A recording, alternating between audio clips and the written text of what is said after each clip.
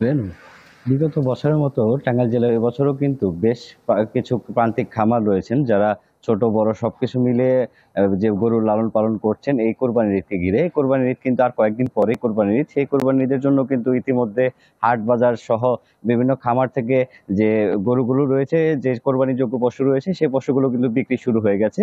আমি এই মুহূর্তে রয়েছি একটি খামারে, টাঙ্গাইলের সবচেয়ে বড় এই খামার এটি, যেখানে এবছর ১২০টি গরু রাখা হয়েছিল। গরু মোটা তাজাকরণ করা হয়েছে এবং এই খামার থেকে কিন্তু বিভিন্ন জায়গায় ইতিমধ্যে ১০৬টি গরু বিক্রি করা হয়েছে। ওয়ালটন এসিতে ইনস্টলেশন একদম ফ্রি। আপনি যেমনটি জানতে চেয়েছেন যে টাঙ্গাইল জেলা প্রাণী সম্পদ কর্মকর্তা কার্যালয় সূত্রে জানা গেছে এবছর জেলায় ১২টি উপজেলায় ২৫,৮৯২টি ছোট বড় খামারি রয়েছে, যার মধ্যে কোরবানিযোগ্য পশু আছে ২,০৪,৪০৬টি। জেলায় এবছর কোরবানির জন্য ১,৮৫,০০০ পশুর চাহিদা রয়েছে। বর্তমানে প্রায় ২০,০০০ পশুর চাহিদার তুলনায় অতিরিক্ত রয়েছে, যা জেলার চাহিদা পূরণের পাশাপাশি রাজধানী ঢাকা সহ বিভিন্ন জেলায় বিক্রি করবে খামারিরা, এমনটি জানিয়েছেন জেলার পানি সম্পদ কর্মকর্তা।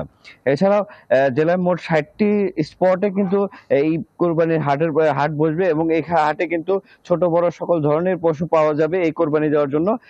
এছাড়াও টাঙ্গাইলের যে ভেটেরিনারি ক্লিনিক রয়েছে, ভেটেরিনারি ডাক্তার রয়েছে এবং পানি সম্পদ যারা পশু ডাক্তার রয়েছে তারা আমাকে জানিয়েছেন যে এইসব জেলাতে পশুর যাতে কোনো রকম সমস্যা না হয়, অসুস্থ হয়ে পড়লে এছাড়া অন্য ধরনের পশু পরীক্ষা নিরীক্ষা করার জন্য কিন্তু ৪০টি ভেটেরিনারি টিম থাকবে।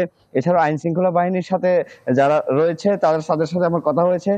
আইন শৃঙ্খলা বাহিনীর প্রধান আমাকে জানিয়েছেন যে এবছর যাতে এই যে কোরবানিযোগ্য যে পশুগুলো হাটে আসবে সেই পশুগুলো বিক্রির পরে যেন মাসুদ, আপনাকে ধন্যবাদ।